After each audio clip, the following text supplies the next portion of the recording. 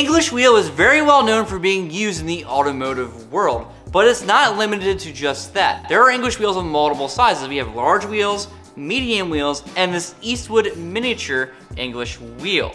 Now we're gonna be trying out this wheel today, and we're gonna be using it in a different manner. Now this wheel will be great for small patch panels or small radii on cars, but we're gonna be building an Uruk Hai or Orc helmet from Lord of the Rings today, because we believe this is going to be a great example to showcase how finely detailed you can get with this miniature English wheel. What are you doing? The website says it's an English wheel for hobbits, so I am in hobbit garb. It said hobbyist. I'm comfortable in this. I'm staying in this. I understand the confusion. It's a mini wheel and a hobbit is a mini person, but yeah. I'm not changing. So in this video, we're gonna cover the entire fabrication process from start to finish of this orc helmet. Step 1 is going to be making a paper template. Step 2 is going to be cutting up metal pieces to match this template. Step 3 is going to be shaping that metal. And then step 4 is going to be assembling it. So stick around, this is going to be a fun one. As you can tell, I mean, look at me. Hobo Baggins reporting for duty. So for something like this, poster board is my preferred way to template. Now the orc helmet we're going after is relatively simple, I would say. I mean, there's a lot of curvature to it and a form and shape, but it isn't too bad. And I should be able to get away with templating a lot of it with poster board. Maybe we'll have to use some tape at some point. We'll see with that. But there's a problem. How are we gonna template this thing in the air? Like, I can't just like, I mean, I could potentially maybe do something. I think we might need a volunteer. You comfortable? What are we doing? It's getting worse. You're gonna be my my model for the helmet. So I just need you to stay still while I tape some pieces of paper to your head. I had to figure out how I'm gonna pattern this thing. All right, so for the skull cap portion, tape's probably the answer. What? I think we can do this a better way.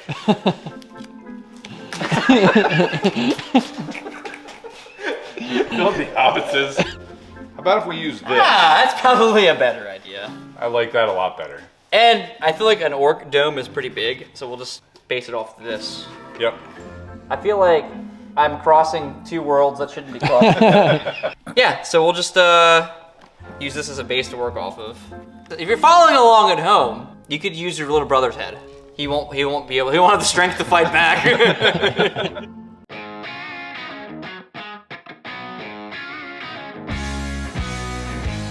We're opting to make this helmet out of aluminum so it's light, and because aluminum forms much easier than steel, especially for small fiddly bits. I'm also gonna use some scrap we have laying around so we don't waste any of the big sheets that we have left over for the 928 project.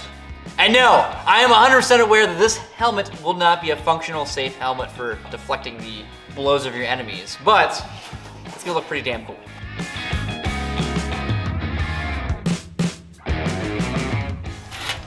Oh! Like anything I make, I'm going to give this a little frame.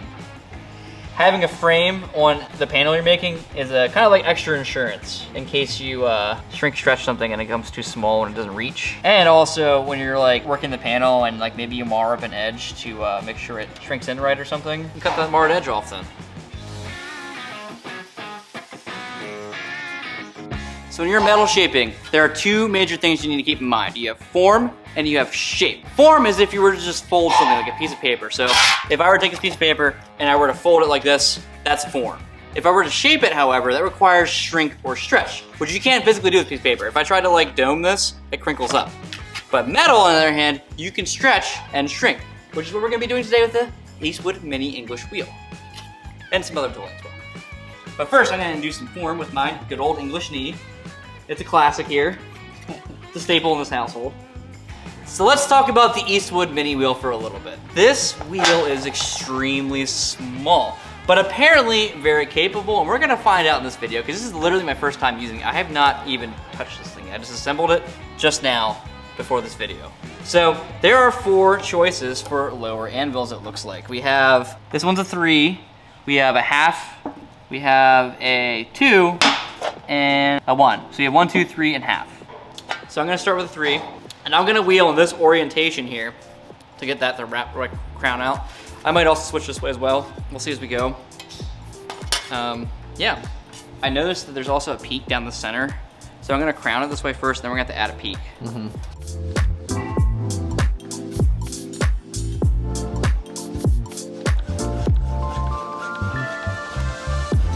When I put this on, the urge to pillage is very strong. I'm gonna do nice, almost overlapping passes. That's kind of the key to the English wheel, is you wanna be as consistent as possible. And if you do something like that and run over the same line multiple times, you're gonna have high spots. Now, if I'm unhappy with how it's stretching, you can always add more pressure. There's a couple of things that I'm noticing right now that I can't do, which I would normally do with the big English wheel. So there's not a lot of inertia or momentum in these wheels. So like, typically on the big wheel, if I walk over here and I can't get the panel to go in, I can spin it and then I can feed it through and it'll kind of suck it in. Whereas this, on the other hand, I can't do that. It's a little too much for it. So that's one thing to keep in mind, that it is still a miniature wheel. Now this is a $330 wheel, so you're paying for what you get. That is a like $9,000 wheel or something like that. So there's a difference there. Now you can kind of see that there's like a hump and a hump. Started. We're just gonna get started for now, I think. This might be a good time to talk about how I chose to assemble this wheel so you can wheel this way. You can also assemble it so you can wheel this way. So I'm gonna pull it apart quick, flip it around. It's literally 3 screws, so easy peasy. So I can wheel this way, and then I can get a little bit more range of motion. I set up sideways so you can fit like as long as you want pieces, which is typically what I prefer to do. This wheel set up that way. Again, another small thing with the mini wheel. Ha! Small thing. You got a much smaller throat on here, so you're very limited in both height and width of your piece. Which is why it's good for small stuff. We'll just turn it this way. Bloop. And then this one's gonna go this way now. Easy like Sunday morning, not like Monday morning. I think what I'm gonna do is use the softest radius first to flare this, and then I'll use the tighter radius wheel to kind of like peak it. I don't know, we're gonna see what happens here. If I run it off the end every time, it'll bleed off the end there and kind of help flare it. Just gotta make sure I stay within those bounds. That's the hard part. This knob down here adjusts how much pressure is in the lower anvil. The more pressure, the more stretch, which you gotta be careful, because if you have too much stretch, as you can see, like you can see my wheeling lines here a little bit, rather than doing less passes with a heavier pressure, it's typically better to do a lighter pressure and do more passes. It gives you a much more cleaner finish. Because I need a lot of stretch here, when I'm trying to use the wheel for as much as I can, I'm gonna do a heavier pressure. I don't know if you can see that now because the lines kind of interfere, but we got a plane here, a plane there, oh yeah, and a plane there. Look at that. Having just a little bit of shape, even on panels that maybe don't have much shape at all, will help it keep its shape.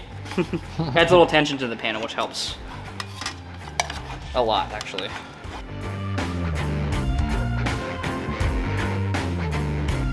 So if I lay my helmet here in the center and I rock it from side to side, I marked where it touches, essentially, so I know I have enough material. I'm gonna cut this oval out, but I'm gonna start large, and then we're gonna trim down as we go. As a typical rule of thumb, that's what I do with anything I make.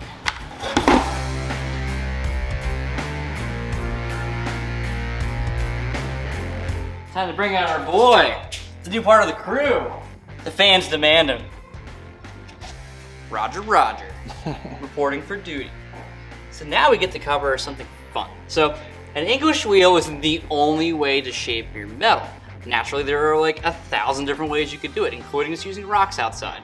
However, you can use the English wheel as a tool alongside something else to accelerate the process. What I'm gonna do is I'm actually going to use a mallet. I'm gonna dome the center of this with the shot bag we have here to get kind of the right shape up top, and then we're gonna shrink the sides to bring it down, and then I'll be able to use the wheel then to do what's called washing out the panel to get rid of the ripples. So you'll see that process shortly. I'm very warm in this. So the key to using a shot bag successfully is lighter hits and keep them very close. Don't spread it out and make it look like a golf ball. You can do that, it just makes more finishing work for later. I'm literally using the weight of Roger. And I'm just kind of working it out in a circle here.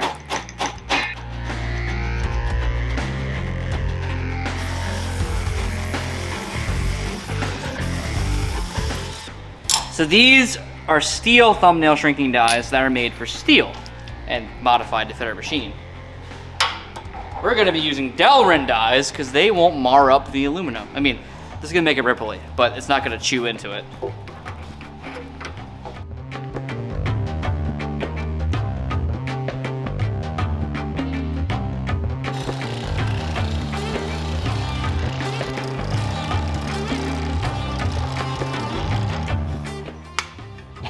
I think it needs more shrink. Yeah. And more stretch on top. But we're getting there.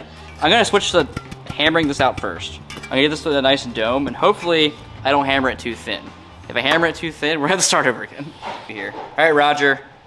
Don't screw this up for us.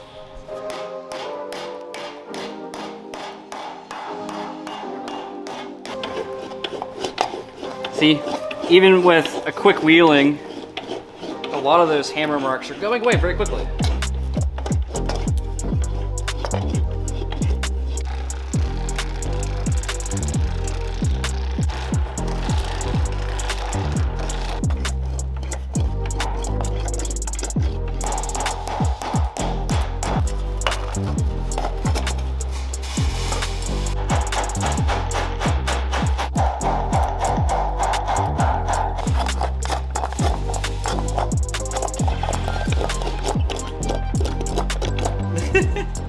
I feel like a common villager. No longer Frodo, I'm just a peasant.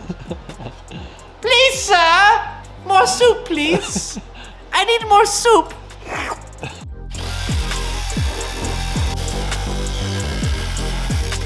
Oh, wait, there we go. Are you done yet?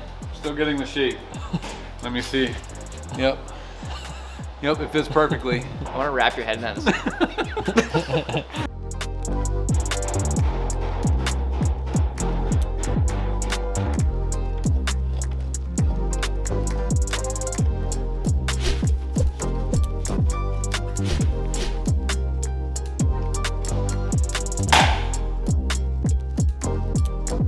I think it might be time to lose the cape. A little warm there. A little bit.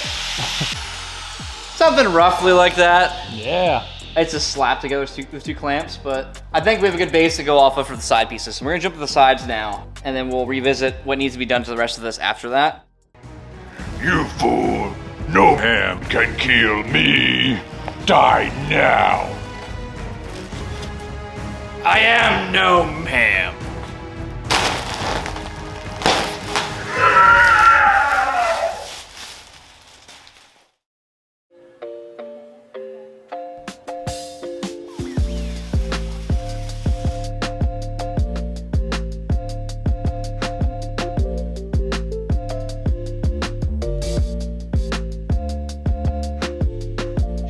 So I have a linear stretch die in the planishing hammer now. It's basically a straight rod. It's only gonna stretch these directions, not all directions like the wheel would do. So we're going to use the linear die to fan this out so I can make it pick up and stay level to fit this reverse curve. This should do it. We'll find out real soon if it does or not.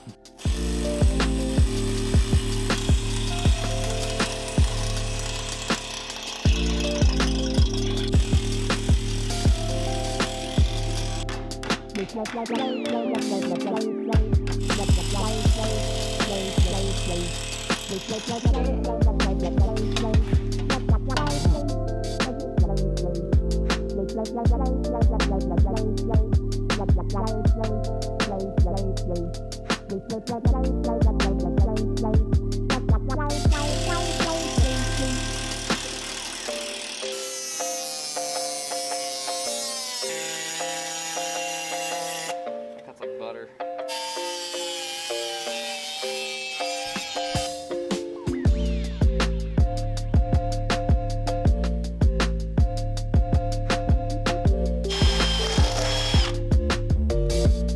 More of a conversation piece. Yeah.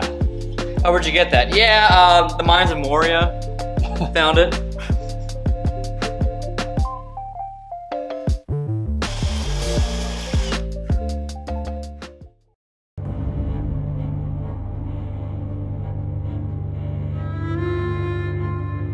The age of ham is over. The time of the pork has come.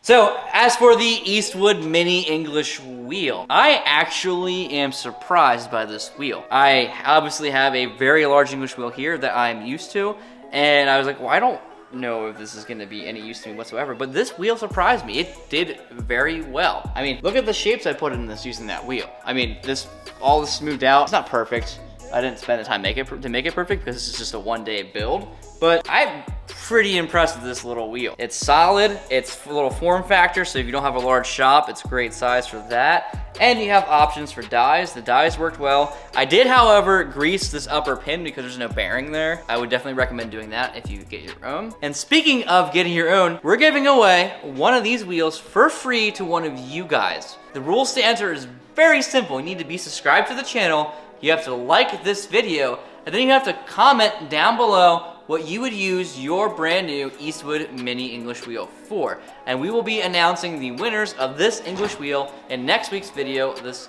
upcoming Saturday. Also, if you wanted to go ahead and buy your own, there's a link down below in the description and probably be in the comments as well. That's a direct link to this product. And any products that you buy from Eastwood while using that link, we get a little commission out of it. And that supports us. It helps you guys grow as well in your own shops. So what are you waiting for? So comment down below if you enjoyed this little side quest of a video, and maybe if you have anything that you'd like to see us make, you can comment that as well. As always, we'll see you guys next week, and keep an eye out. There might be another midweek video coming up soon. Who knows? Later.